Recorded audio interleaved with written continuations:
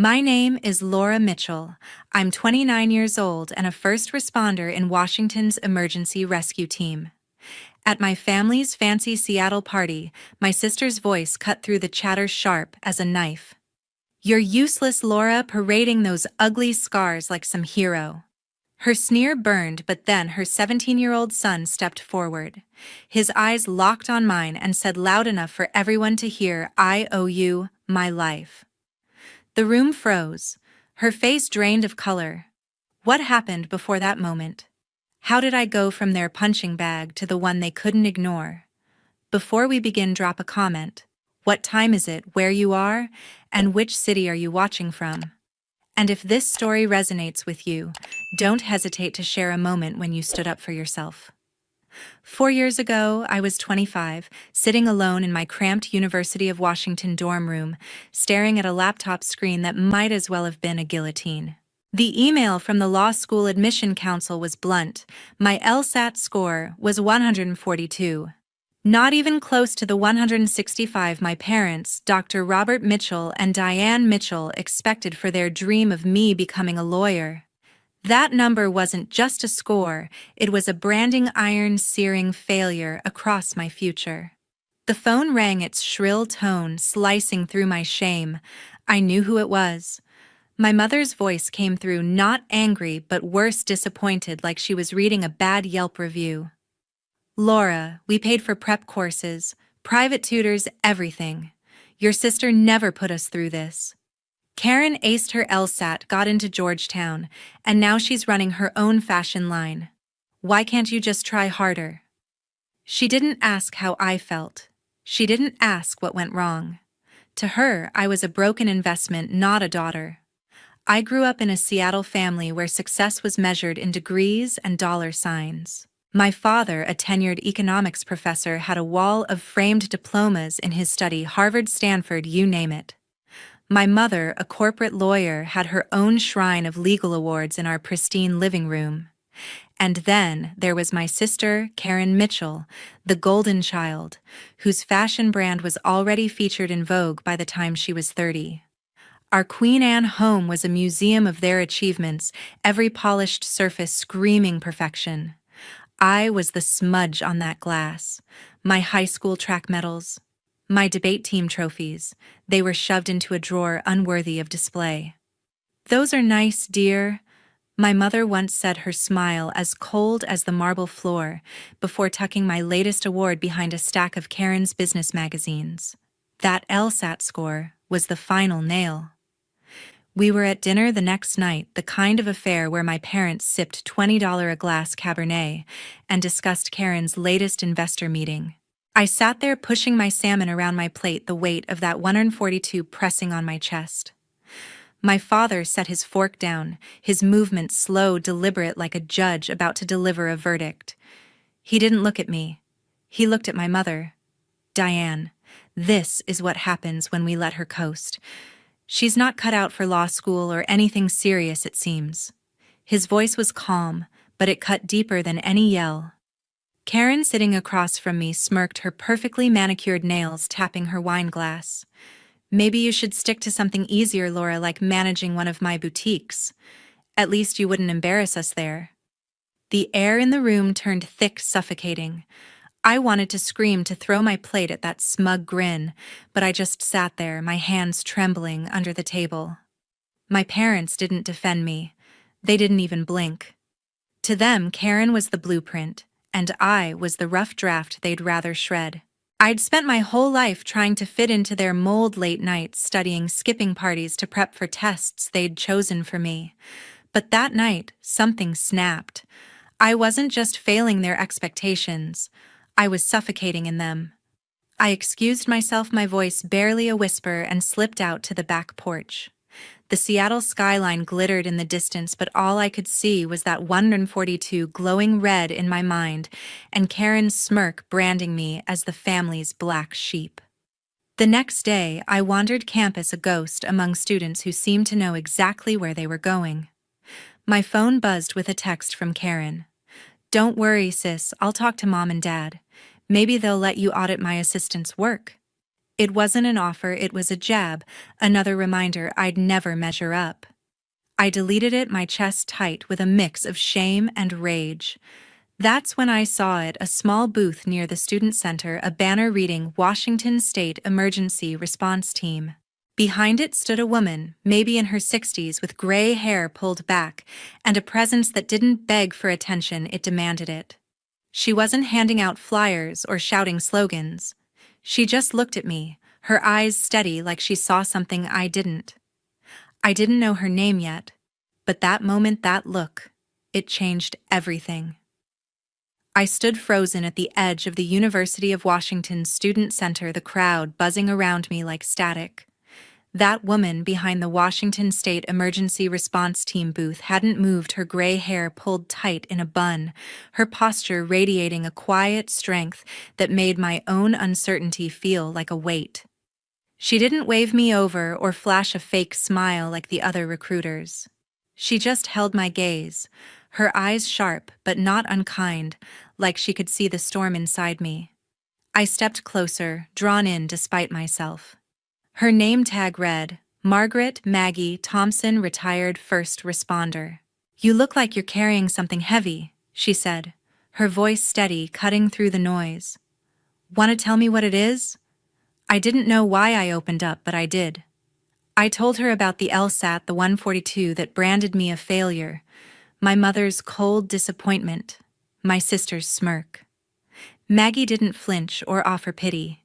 Instead, she leaned forward, her hands clasped on the table.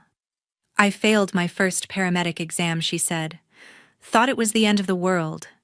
But out there, saving lives, you learn your worth isn't a number or a degree. It's what you do when everything's on the line." She slid a pamphlet across the table, her finger tapping a photo of a team pulling someone from a wrecked car.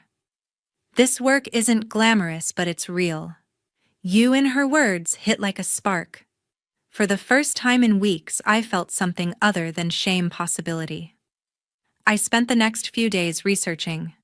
Emergency response wasn't law school or a corner office, but it was raw, urgent, alive. I saw videos of first responders wading through floods, pulling families from burning homes. Maggie's team trained in Oregon, tackling everything from wildfires to car crashes. I stayed up late, my laptop glowing with application forms, my heart racing at the thought of doing something that mattered. Not to my parents, not to Karen, but to me. I filled out the form, hit submit, and felt a knot in my stomach loosen just a little. A week later, I walked into our family's dining room, the same one where my father had called me a disappointment. The table was set with linen napkins and crystal glasses, the kind of setup my mother insisted on for important discussions. My parents were there, sipping coffee, my father flipping through a journal, my mother scrolling her phone. My sister Karen sat at the head of the table, her laptop open to some investor pitch. I took a deep breath, my hands steady for the first time in weeks. "I'm joining the Washington State Emergency Response Team," I said, my voice clear, louder than I expected. "I start training in Oregon next month." The room went quiet, the kind of silence that feels like a held breath. My father set his journal down, his eyes narrowing. "Emergency response," he said, his tone dripping with disbelief. "You're throwing away your future to play hero in a hard hat." My mother didn't look up from her phone, but her sigh was loud enough to fill the room. "Laura, this is just another impulsive move. You couldn't handle law school, and now you think you can handle... what, disasters?" Her words stung, but I was ready for them. I'd heard versions of this my whole life. Karen was worse. She closed her laptop with a sharp snap, her lips curling into that familiar smirk. "So you're running from failure, Laura. That's what this is, right? You bomb the LSAT so you sign up for some blue-collar charity stunt to feel better about yourself." She leaned back, crossing her arms. "You'll quit this too, just like everything else." Her words were a blade, but I didn't flinch. I looked straight at her. "I'm not quitting," I said. "This is my choice. I'm done chasing your shadow, Karen." My father shook his head, his voice cold. "This is a waste, Laura. You could still retake the LSAT. Get serious. We didn't raise you to waste your potential. My mother finally looked up, her eyes tired, like I was a problem she didn't have time to fix. Why can't you be more like your sister? She said, not even trying to soften it. I stood there, my fists clenched, their words piling up like bricks around me. But Maggie's voice echoed in my head. Your worth isn't a number or a degree. I walked out there, disappointment heavy but no longer suffocating. For the first time, I wasn't running from them. I was running toward something. I stepped off the bus in Bend, Oregon, my duffel bag slung over my shoulder, the weight of it, nothing compared to the expectations I'd left behind in Seattle. The training camp for the Washington State Emergency Response Team was a sprawling facility, all concrete and chain-link fences buzzing with recruits who looked tougher than I felt. I was 26, my LSAT failure still a fresh scar, but Maggie's words, your worth isn't a number, pushed me forward. The first day, our lead instructor Daniel Carter didn't waste time. This isn't a game. He barked, his voice rough as gravel. You'll be tested physically, mentally, every way that matters. Quit now if you can't handle it. His eyes scanned us, lingering on me for a second like he could smell my doubt. The training was brutal. Day 1, we ran 5 miles with 30-pound packs, my legs burning, lungs screaming. I tripped during a rope climbing drill, scraping my knee raw, but I hauled myself up, Karen's voice echoing in my head. You'll quit this too. I didn't. We learned to navigate mock disaster zones, collapsed buildings, flooded streets under timed conditions. One drill had us crawling through a smoke-filled tunnel, the air so thick I could barely breathe. A guy next to me, Jacob Evans, panicked, his hands shaking as he fumbled his gear. I grabbed his arm, steadying him. Focus, I said, my voice sharper than I meant. He nodded, and we made it through. Jacob, a lanky kid from Spokane, became my shadow after that, always asking questions, always watching. The mental tests were worse. Instructors threw curveballs, simulated triage scenarios, where you had to choose who to save first. I froze during my first one, a mock car crash with screaming victims. Daniel pulled me aside after. You hesitated, Mitchell, he said, his tone firm but not cruel. Out there, hesitation kills. You've got the instincts, but you need to trust them. I nodded, my chest tight, replaying my mother's sigh. Why can't you be more like your sister? That night, I stayed up practicing knots and memorizing protocols, determined to prove I wasn't the failure they thought. Weeks turned into months. I got stronger faster, my hands steady as I bandaged wounds or hauled equipment. Maggie checked in once, her voice crackling over a video call. You're doing this for you, Laura, she said.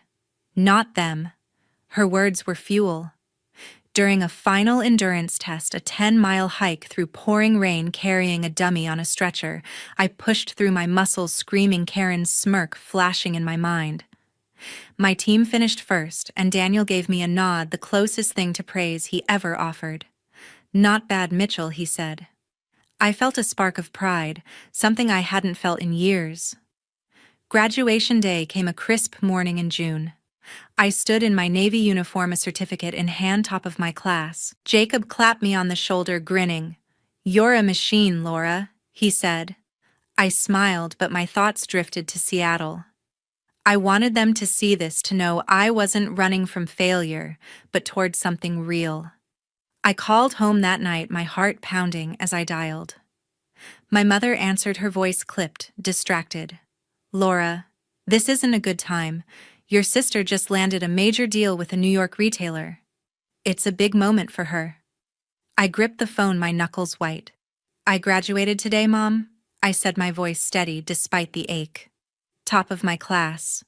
There was a pause, long enough to feel like a slap. That's nice, dear, she said, like I'd told her I'd cleaned my room. But Karen's deal is going to change her career. You understand, don't you? I didn't respond. I couldn't. The pride I'd felt hours earlier curdled into something bitter. I hung up, staring at the certificate on my bunk. Maggie's words fighting to break through. Your worth isn't a number. But my mother's dismissal, her obsession with Karen's success, made it clear to them I'd never be enough. I packed my gear the next day, ready to join my first assignment. Jacob and the others were buzzing about their families coming to visit, but I didn't expect anyone. My father hadn't called, Karen hadn't texted, and my mother's words still stung. I wasn't their version of success, but I was starting to build my own. The road ahead was uncertain, disasters, long hours, lives on the line, but for the first time, I felt ready. I was 27, standing knee-deep in freezing floodwater in Snohomish County, Washington, the rain pounding my helmet like a drum. It was my first real assignment with the Washington State Emergency Response Team, and the world felt like it was unraveling. The river had overflowed, swallowing homes, cars, everything. Our team, led by Chief Daniel Carter, got the call at dawn. A family of 4 was trapped in their house, the water rising fast. My heart pounded, not from fear, but from something else, purpose. I could still hear my mother's voice from a year ago dismissing my graduation. "That's nice, dear." I shook it off, gripping my radio as Daniel's orders crackled through. "Mitchell, you're with me. Move fast." We waded through the murky water, the current pulling at my legs. Jacob Evans, my teammate from training, was on my left, his face pale but focused. The house was half submerged, the roof barely visible. A woman's voice screamed from inside, raw with panic. "Help my kids!" Daniel pointed to a shattered window. "Laura, get in there. Jacob, secure the rope." I didn't hesitate. I climbed through the glass, scraping my gloves, and landed in a living room turned aquarium. The water was up to my waist, furniture floating like ghosts. A woman, Lisa Harper, clung to a staircase, her 2 kids, a boy about 10 and a girl, maybe 6, huddled behind her. Her husband, Michael Harper, was trying to pry open a jammed door, his face gray with exhaustion. "Stay calm," I said, my voice steady despite the chaos. "We're getting you out." I grabbed the kids first, passing them to Jacob through the window. The girl was crying, her small hands clutching my jacket. "It's okay," I told her, my own fear buried deep. Michael was next, but Lisa slipped, her head dipping under the water. I lunged, pulling her up, my arms burning from the effort. We got her out, the rope guiding us to safety. On the shore, the family collapsed, sobbing, Lisa grabbing my hand. "You saved us," she whispered. "Thank you." I nodded, my chest tight with a feeling I couldn't name, pride, maybe, or relief. Daniel clapped my shoulder. "Good work, Mitchell." He said, his voice gruff but warm. Jacob gave me a quick grin, and for a moment I felt like I belonged. Back at base, I sat in the break room, my uniform still damp, replaying the rescue. I wanted to tell someone, anyone who'd care. I pulled out my phone and called home, my fingers trembling as I dialed. My mother answered, her tone brisk, like I was interrupting. "Laura, what is it?" "We're in the middle of planning Karen's launch party." I swallowed, my throat tight. "I just saved a family." "Mom," I said. "A mom, a dad, 2 kids. Their house was flooding and I got them out." There was a pause, then a sigh. "That's great, Laura.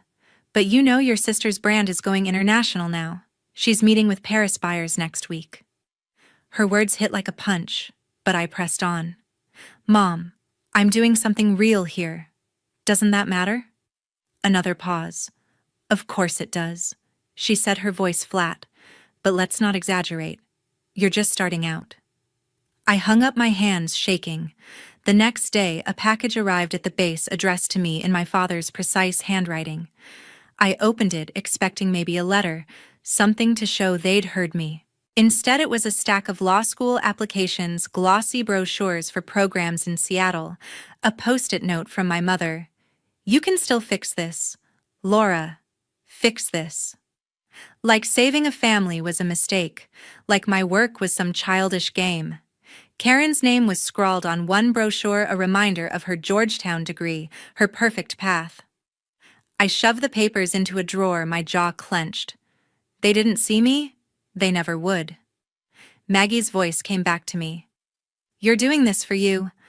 I held on to that because out here with people like Lisa and her kids, I was making a difference even if my family called it a game. The base was quiet that night, most of the team gone home. Jacob sat across from me eating a vending machine sandwich. "You okay, Laura?" he asked, his voice soft.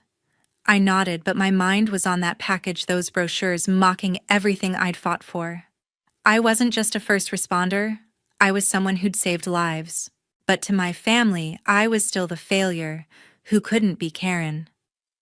The summer of my 29th year, Washington was burning, the Okanogan Complex fire. One of the worst in state history tore through forests, blackening the sky with smoke that choked the air. I was with the Washington State Emergency Response Team, my boots crunching on ash as we fought to evacuate a remote community near Twisp. Chief Daniel Carter's voice crackled over the radio. "Mitchell, you're on point. Get those civilians out." I nodded, my pulse, racing, the heat pressing against my gear like a living thing. Jacob Evans was at my side, his face streaked with soot, his eyes wide but steady. We'd done this before, but this fire was different, unrelenting, unpredictable. We reached a cluster of cabins, flames licking the trees nearby. A group of campers was trapped, their cars blocked by a fallen tree. Among them, I saw a face that stopped me cold, Ethan Mitchell, my 17-year-old nephew, Karen's son. He was with a school group, his backpack slung over one shoulder, his face pale but defiant. "Ethan," I said, my voice sharp over the roar of the fire. "What are you doing here?" He shrugged, trying to play it cool. "Field trip got stuck." "Bad timing, huh?" I didn't have time to process it. "Stay close," I told him, shoving a mask into his hands. The fire was closing in the air, thick with embers. We moved fast, guiding the group, 8 kids, 2 teachers, toward a clearing. But the wind shifted, and a wall of flames cut us off. Jacob cursed under his breath, his radio sparking with static. "Choppers delayed," he said. "We're on our own." My training kicked in. I scanned the terrain, spotting a narrow path through a ravine. It was risky, but it was our only shot. "This way," I shouted, leading the group, Ethan right behind me. A burning branch snapped overhead, crashing down.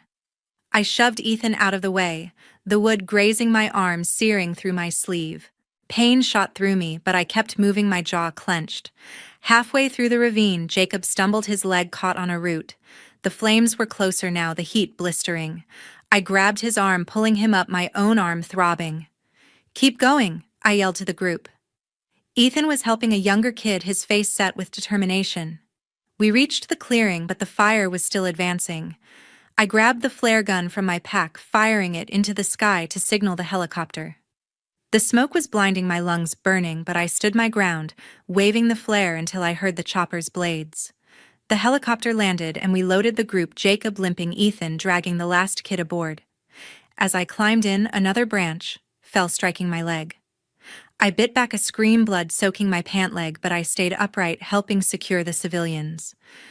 At the base, medics patched me up. My arm and leg were scarred, permanent marks, the doctor said. I didn't care. Ethan was safe. Jacob was alive, and the others made it out. Daniel pulled me aside later, his face grim but proud. "You saved them, Mitchell," he said. "That flare call was textbook." I nodded, too tired to speak, the pain in my arm and leg a dull roar. "Ethan found me before he left with his group." "You didn't have to do that," he said, his voice low, almost shy. "Thanks, Laura." I managed a smile. "Your family, Ethan." I'd do it again. A month later, I stood in a community center in Wenatchee, my uniform crisp despite the bandages under it. The mayor presented me with a local heroism award, a small medal pinned to my chest. The room was packed. Jacob, Maggie, my team, but not one seat held my parents or Karen. I'd sent them the invitation, even called my mother. "It's a busy week," she'd said, her voice distant. "Karen's preparing for a Paris show." My father didn't even pick up. I scanned the crowd, hoping, but they weren't there. Maggie squeezed my hand, her eyes steady. "You did this, Laura," she whispered. "Not for them, for you." I nodded, but the absence stung sharper than the burns on my skin. I'd saved lives, including my nephew's, but to my family it was just another day. I wasn't Karen. I stepped off the plane in Seattle, my arm and leg still tender from the scars I'd earned in the Okanogan fire. At 29, I wasn't the same Laura who'd failed the LSAT or begged for my family's approval. The local heroism award, a small medal tucked in my bag, felt heavier than its size. I'd saved lives, my nephew Ethan among them, but the weight of my family's indifference pressed harder. My mother had texted me to come to Karen's birthday party at our Queen Anne home, no mention of my award or the fire. I went not for them, but because I wanted to face them on my terms. The house was decked out, chandeliers, gleaming tables loaded with catered food for Karen's 36th birthday. My parents, Dr. Robert Mitchell and Diane Mitchell, mingled with Seattle's elite business partners, fashion insiders, all there to toast my sister's latest triumph. Karen stood at the center, her dress designer, her smile practiced. Ethan was there too, slouched in a corner, his phone in hand. I wore a simple blazer, my scars hidden under long sleeves and pants, but they itched a reminder of what I'd done. My mother greeted me with a quick hug, her eyes already scanning the room. "Laura, you made it?" she said, her tone polite but distant. My father nodded his attention on a colleague. No questions about the fire, the medal, or me? Dinner started, and the conversation revolved around Karen, her Paris deal, her new boutique. I sat quietly, my fork pushing food around my plate the same way I had 4 years ago when they'd called me a failure. Then Karen's voice cut through, sharp and deliberate. "Laura, those scars," she said, her eyes flicking to my wrist where my sleeve had slipped. "They're so unsightly. Parading around like some wannabe hero doesn't make you less useless, you know." The room went still, forks, pausing, eyes darting to me. My mother's lips tightened, but she said nothing. My father sipped his wine, his face blank. The word useless hit like a slap, echoing every jab they'd thrown LSAT law school, my choice to save lives. I opened my mouth, ready to fire back, but before I could, Ethan stood up, his chair scraping the floor. At 17, he was lanky, his voice still finding its strength, but his eyes burned with something fierce. "Mom, stop," he said, his tone cutting through the silence. "You don't know what you're talking about." Karen blinked, her smile faltering. Ethan turned to the room, his gaze steady. "Laura saved my life. That fire in Twisp, I was trapped with my school group. The flames were everywhere, and she got us out. She pushed me out of the way of a falling branch, got burned herself, and still led us to the chopper. She's not useless. She's the reason I'm here." The room froze. My mother's wineglass stopped halfway to her lips. My father's jaw tightened, his eyes finally meeting mine. Karen's face drained of color, her perfect composure cracking. "Ethan, sit down," she hissed, but he didn't. He looked at me, his voice softer now. "I owe you my life, Laura. Thank you." My throat tightened, a mix of pride and pain I couldn't name. I nodded, unable to speak, my scars suddenly feeling less like shame and more like proof. The rest of the dinner was a blur. My parents didn't speak to me, their silence louder than Karen's words. Karen avoided my eyes, her laughter forced as she steered the conversation back to her success. But Ethan's words hung in the air, a shield against their judgment. I left early, slipping out to the porch, the Seattle skyline glittering in the distance. Maggie's voice echoed in my head. "You're doing this for you." For the first time, I believed it. I wasn't their failure anymore. I was Laura Mitchell, the woman who'd saved lives, who'd earned her place, scars and all. Ethan's words still hung in the air at my sister's birthday party, the Queen Anne dining room, heavy with silence, after he'd called me out as the one who saved his life. For a moment, I thought it might change something. My parents sat frozen, their faces unreadable. Karen, her perfect smile cracked, tried to steer the conversation back to her Paris deal, but the room felt different now, charged with something raw. I stood there, my scars itching under my sleeves, waiting for a response, an apology, a glance, anything. But my mother just sipped her wine, her eyes avoiding mine. My father cleared his throat, turning to a guest about some economics conference. Karen laughed too loudly, tossing her hair. That's when it hit me, Ethan's truth didn't matter to them. I didn't matter. I'd spent years chasing their approval through the LSAT, through law school dreams they'd forced on me, through every cutting remark about my failures. I'd saved lives, earned scars, pinned a heroism medal to my chest, but to them, I was still the shadow of Karen's spotlight. Something snapped inside me, a dam breaking after years of holding it together.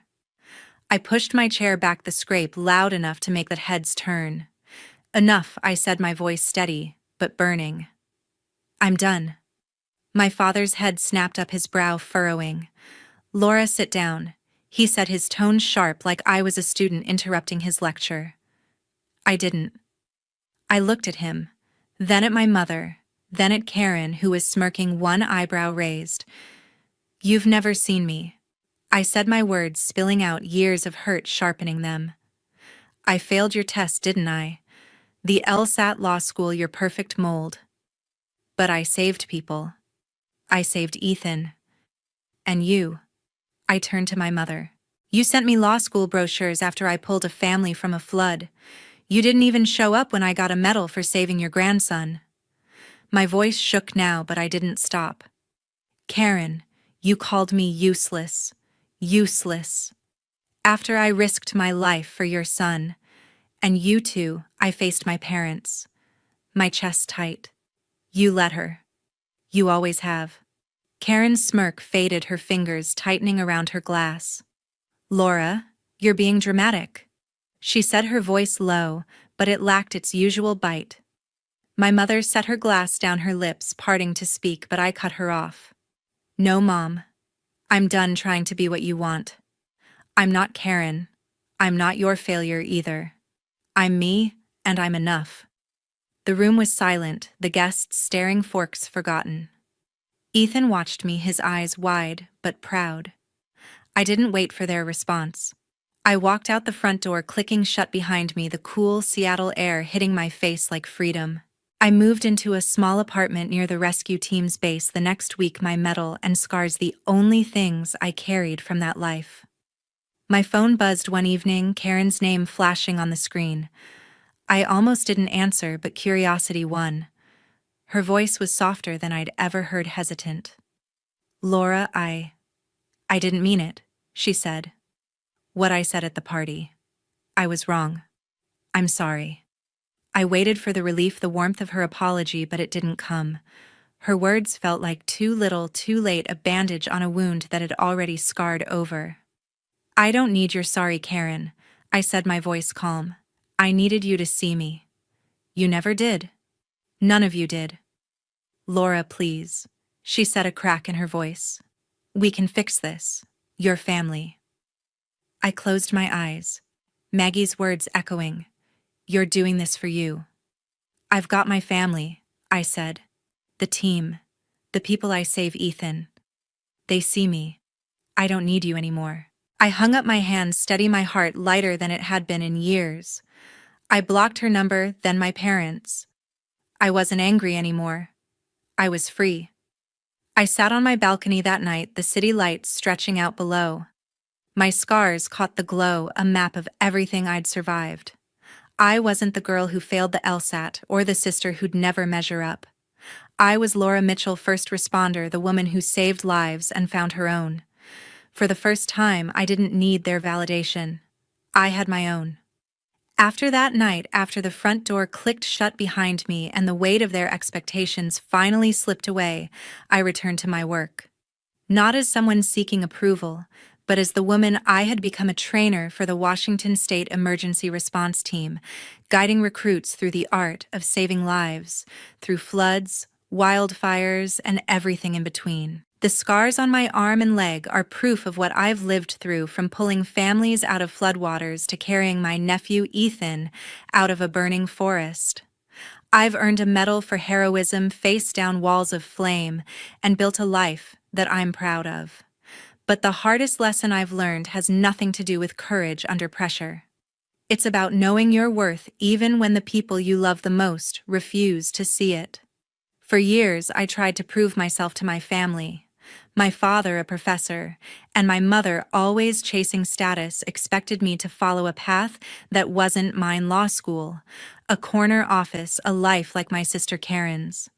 When I failed the LSAT at 25, they called me a disappointment. When I chose rescue work, they said I was running from failure. And when I saved lives, they mailed me law school brochures like my work was just some detour, a mistake. At Karen's birthday party, after I risked everything to save her son, she still called me useless. That night, I stood up. I walked out. I cut ties. And that was the moment I realized something I wish I'd learned sooner. You can't let someone else's expectations define who you are. I used to think I needed their approval to feel complete. I used to sit at their dinner table, my heart racing, hoping to hear a word, just one of pride. But I always left empty-handed. It wasn't until I let go, really let go, that I found peace. I've built a new family now with my team, with people like Maggie who saw me from the beginning, and with Ethan who stood up for me when no one else did. My scars, my medal, my work, they're mine, not theirs. And here's what I want you to remember. Your value doesn't come from people who don't respect you. It comes from the choices you make, the lives you touch, and the person you choose to be every single day. Don't make the mistake I did. Don't spend years chasing validation from people who refuse to see your worth. It's a trap, one that keeps you small, keeps you doubting. If you're living under someone else's expectations, stop. Ask yourself, who am I doing this for? If the answer isn't me, then it's not worth it. I had to learn that the hard way. But you don't have to. Find your path. Find your people. Find your purpose. Hold on to it and don't let anyone tell you that you're less than enough. I'm sharing this because I know I'm not alone. There are so many of you out there fighting to be seen to be enough. I want to hear your stories, your struggles, your victories, those moments when you finally realized your own worth. Share them in the comments. Let's start a conversation. And if this story resonates with you, hit that subscribe button. Because this isn't just about me, it's about all of us finding our way home.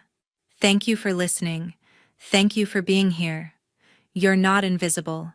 You are enough. My name is Deanna Naples, and I was 28 when I learned the ugliest truth about my relationship. I was never his first choice. The realization didn't come from a fight or a breakup speech.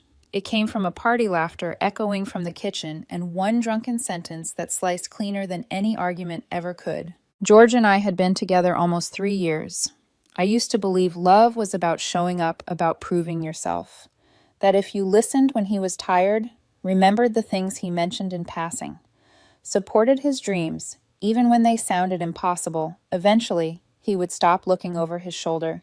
He would stop comparing me to the woman he thought he should have ended up with. That woman had a name, Sophia. She was his, almost but not quite the one who got away. At least that's how he always painted her. George never hid the fact that they had history, wild, unpredictable, electric. He'd say it like a wistful joke after a few glasses of wine. Sophia knew how to keep me on my toes. You're different, Deanna. Safe. Safe. He used the word like a compliment, but it always felt like a cage. We met at work back when I was temping in IT, and he was floating between marketing jobs. He said he liked my sarcasm. I liked that he actually listened to my rants about broken printers. Within weeks, we were inseparable, or at least I thought we were. I stayed by his side through everything: a failed startup, his dad's surgery, 2 last-minute apartment moves. I didn't stay because I wanted credit. I stayed because that's what you do when you love someone. You stay. But the cracks showed early. He'd order cocktails I didn't like, then tease me for being boring when I stuck to water. He'd scroll Instagram during dinners I'd spent hours cooking. And every so often, Sophia's name would slip through like a ghost in the room. She was complicated. But God, she was exciting. The night of the housewarming party, I'd already been tired from a long week at work. But George insisted we go. He wanted to show up together. So I curled my hair, put on the deep blue dress he once said was his favorite, and brought a bottle of the overpriced wine he liked. The apartment was buzzing with music bodies pressed shoulder to shoulder, laughter rolling like waves. George poured drinks too quickly. He always claimed to be a lightweight with a dark streak. Usually I kept an eye on him, but this time I told myself to let him breathe. I was in the living room talking politely to a friend of a friend when I heard it. That sharp, high laugh he only did when he wanted to impress someone. My skin prickled. I turned, and there he was, leaning against the kitchen counter with two old college friends. And then his voice, too loud, too casual. I mean, Deanna's sweet, but let's be honest. She was never my first choice. If Sophia had wanted me back then, I'd never have even looked at Deanna. But hey, it is what it is. He said it like he was describing a sandwich he didn't order, not the woman he came home to every night. The girls laughed awkwardly. One of them gave him a look like she couldn't believe he'd said that out loud. But George just kept talking, spinning stories about what could have been with Sophia, while I stood frozen in the doorway. It wasn't bitter. It wasn't even angry. It was worse and different, like I was background noise filler in the script of his life. I swallowed the knot in my throat, turned back to the half-empty drink in my hand, and forced myself to finish it. My ears were burning, but my face stayed calm. An hour later, he stumbled out of the apartment, tipsy smile plastered on his face like nothing had happened. "Ready to go, babe," he slurred, leaning against me like a child. I drove him home. Steady hands on the wheel, silent the entire way. 10 minutes in, he was out cold, head pressed against the window.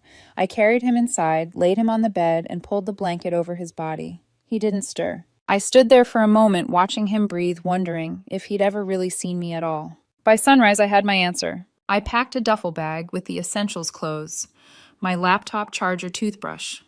I left the key on the counter next to the wine glass he hadn't washed.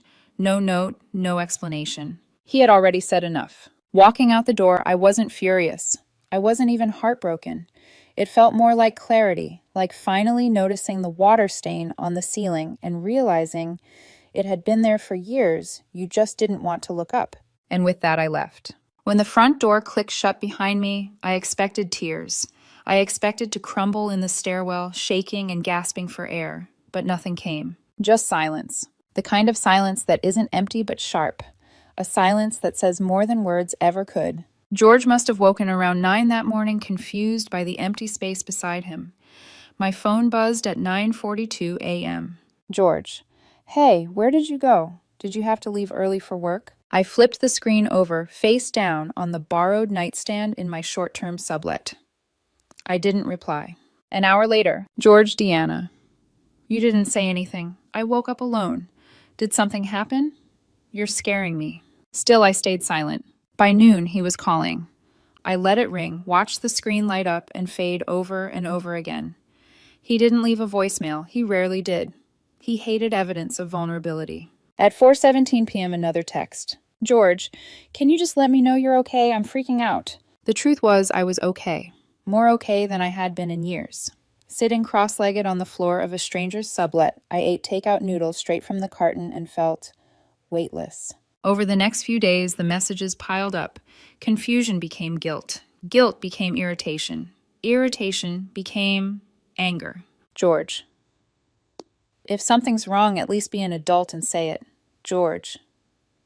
Was it something I said at the party? Honestly? I don't even remember.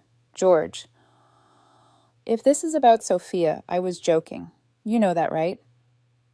Please don't let one dumb thing ruin us. That was the line that told me everything I needed to know. He remembered. He wasn't confused. He was cornered. He didn't think I heard him. Now that I had, he wanted to spin it as nothing. I didn't respond not once. Instead, I blocked him on Instagram, then Facebook, then Venmo, just to be thorough. It felt surgical, precise, clean, like plucking out a thorn that had been festering for years. The only thing I didn't delete was our shared Spotify playlist.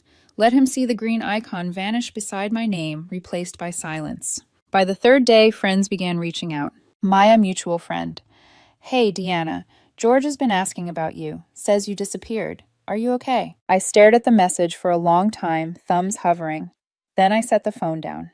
I didn't owe explanations. For years, I had been the explainer, the fixer, the one who smoothed over rough edges. Not anymore. And strangely, I slept better than I expected. The first night on the borrowed couch, I drifted into dreams without the usual anxiety clinging to my chest. No waiting for his texts, no worrying if he was comparing me to Sophia again, no rehearsing ways to be enough. In the silence, I finally heard something else, my own thoughts. By the end of the week, George's text shifted tone. George, you're really going to ghost me after everything we've been through. George, fine. If you're done, at least say so, instead of acting like a child. George, I'm sorry. Okay, I was drunk. It didn't mean anything. Each message came like a stone tossed into a lake, rippling briefly before sinking into nothing. He wanted a reaction. He wasn't going to get one. Because here's what he never understood. Sometimes silence is the loudest answer of all.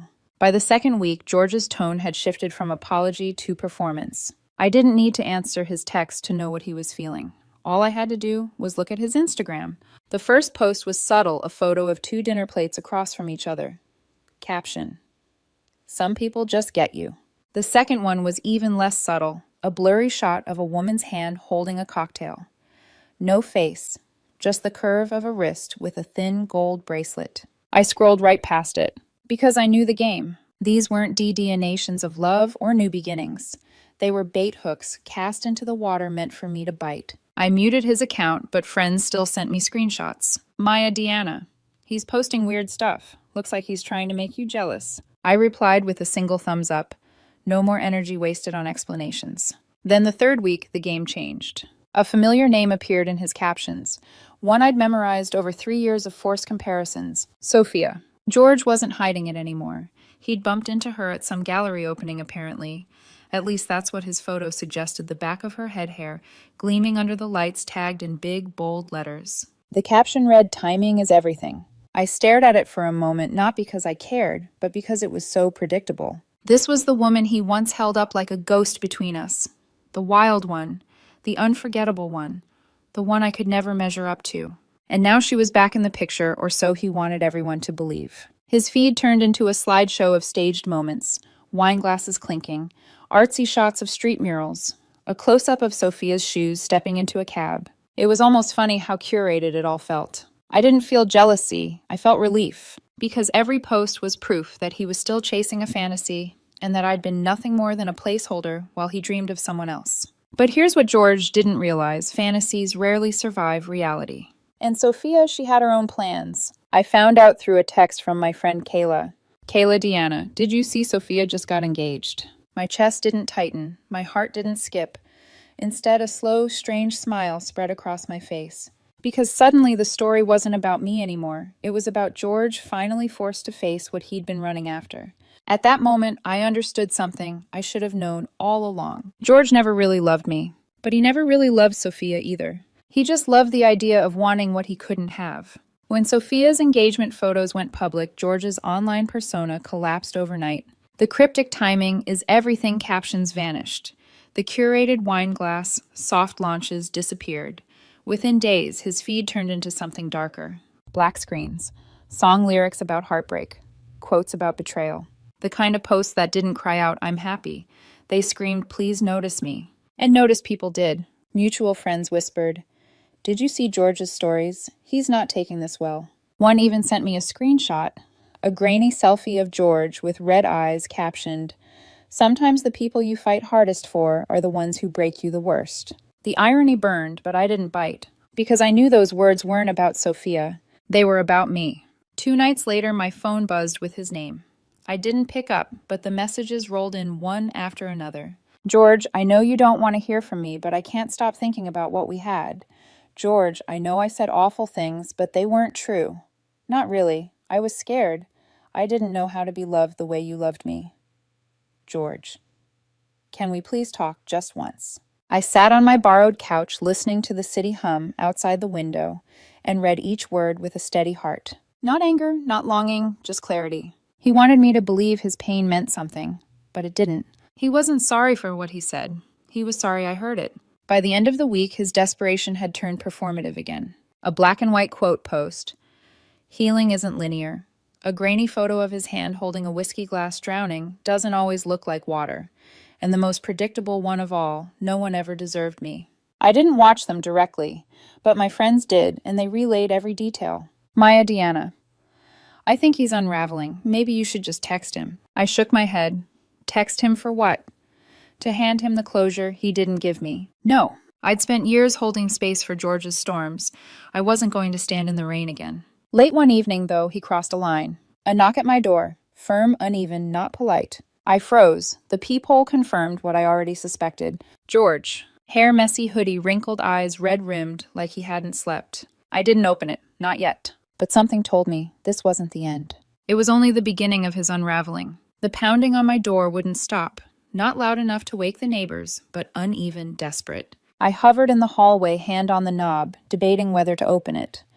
My heart wasn't racing the way it once did when George lost his temper. Instead, it beat steady, like I already knew how this scene would play out. Finally, I turned the lock. The door swung open a few inches, and there he was. George looked nothing like the man I once introduced proudly to friends. His hair was unwashed hoodie hanging off his shoulders, eyes swollen and raw. "Deanna," he rasped, forcing a smile that didn't reach his eyes. "Can I come in?" I didn't answer, just stepped aside. He shuffled in, glancing around the small apartment like it offended him. No trace of him here, no framed photos, no forgotten jacket on the chair, just clean counters, folded blankets, and silence. He sat on the edge of my couch like it might collapse under him. "I miss you," he whispered. I leaned against the wall, arms crossed, silent. He tried again, louder this time. "I know I screwed up. I said awful things, but you have to understand, I was drunk. I was just showing off in front of old friends. That's not how I really feel about you." I tilted my head, studying him the way you study a stranger at a train station. "You were always good to me," he went on, voice cracking. Steady. "You cared about me when no one else did. I see that now. I didn't deserve it, but I see it." Tears welled in his eyes. He was waiting for me to jump in to soften, to offer him absolution. I said nothing. He ran his hands through his hair. "After you left, I felt like I couldn't breathe. I kept thinking you'd come back, that we'd fix it, but you just vanished. And Sophia. She was never what I thought she was. She didn't want me. She never wanted me. I chased a fantasy and lost the only real thing I had." He leaned forward, eyes pleading. "I was stupid, Deanna. But I'm here now. I'm asking you, please just talk to me." There it was. The shift from arrogance to desperation. The same mouth that once told a room full of people I was never his first choice was now begging me to be his only choice. Finally, I spoke. My voice was calm, almost too calm. "You're not sorry for what you said, George. You're sorry I heard it." His face crumpled instantly. "No, that's not true." I cut him off. "You knew exactly how you saw me. You just never thought I'd walk away." He shook his head, tears spilling now. "I do miss you. I do. You were everything to me, Deanna. I was just scared. I didn't know how to handle being with someone good." "Then go figure that out somewhere else," I said, standing straighter. He clutched his knees, shaking. "Don't do this. Don't throw us away." I stepped closer to the door hand on the knob. "I didn't throw us away. You did. The night you called me safe like I was a consolation prize, you made your choice." I opened the door wide. The hallway light spilled in. "We're not talking again. We're not friends. We're not reconnecting. We're nothing." George's breath hitched. He covered his mouth, trying to hold back a sob, then stood shakily. He looked at me like he wanted to scream, but no words came. He walked out slowly, shoulders slumped, and I closed the door behind him gently, not with anger, but with finality. The lock clicked. For the first time, I felt truly free. Months passed. Seasons shifted. My life, once heavy with his presence, grew light. I moved into a brighter apartment, cut my hair shorter, took on new projects at work. People said I looked different, like I'd been carrying a secret weight, and finally set it down. The truth was I had. So when an invitation arrived for a friend's engagement party, rooftop lounge downtown, champagne and string lights, I didn't hesitate. That night I slipped into a new suit-style dress, tailored and sharp. My reflection looked back at me with steady eyes. Not the Deanna who once begged silently for scraps of affection, but a woman who chose herself. The rooftop was buzzing with music and laughter, familiar faces, glasses, clinking, the city skyline glowing. I found myself mid-conversation with friends when I felt it. A stare. I turned and froze. "George." He stood across the terrace holding a plastic cup of water like it was fine wine. His smile looked painted on his skin, pale under the string lights. He saw me at the exact same moment. His eyes widened, then narrowed. For a second, he hesitated. Then, like he couldn't stop himself, he began walking toward me. "Deanna," he said, voice strained, as if he hadn't spoken in days. "George." My tone was even, almost polite. "You look good," he stammered. "Thanks." There was a pause, awkward silence pressing between us, while laughter and music swirled around. "I didn't expect to see you here," he added. "Yeah," I said, sipping my drink. "Most people don't." He shifted, uncomfortable. Then, almost too quickly, I've been meaning to say, I'm happy for you. I heard you've been doing well. I am. The words landed heavy final. His throat worked. Do you ever think about us? I met his eyes steady. A small half smile tugged at my lips. Not cruel, just honest. Only when someone asks me why I stayed single for a while. The blow hit harder than I expected. His face faltered like he'd been slapped in public. You don't have to be mean, he whispered. I'm not, just telling the truth. For the first time, he didn't fight back. He just stood there, eyes, glassy lips pressed tight like he wanted to scream but couldn't risk the scene. Finally, he nodded once. Okay, well, I guess I'll see you around. I tilted my head. I don't think you will. And with that, I turned, walking back into the circle of laughter, leaving him alone at the edge of the rooftop. He stayed there staring after me, but I didn't look back. I didn't watch George after I walked away. Maybe he was still standing in that corner. Maybe he was drowning in his own silence. It didn't matter. Because across the rooftop, under strings of warm light, someone waved me over. Deanna. There you are, my friend, Natalie grinned, tugging me toward a small group. I've been dying to introduce you to. And that's when I met him, Evan, a friend of the groom. We'd crossed paths once in a group chat, trading sarcastic jokes, but this was the first time face to face. Tall, understated, with an easy smile that didn't feel rehearsed. Finally, he said, offering his hand. So you're the Deanna who sends memes at 2 a.m. I laughed, genuine and unguarded. The kind of laugh I hadn't realized I'd missed. We talked. About work. About books. About the best late-night street food in the city. It was effortless.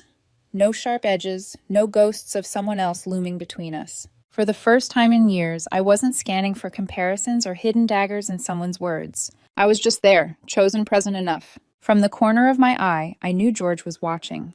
His posture stiff, his plastic cup clutched too tightly. But I never turned toward him, not once. Because the truth was, I didn't win by making him regret. I didn't win by proving I was worth more than safe. I won by walking away, by letting silence speak louder than begging ever could. By the time he realized it, I wasn't angry. I wasn't heartbroken. I was just done. And that's when I knew I had really won.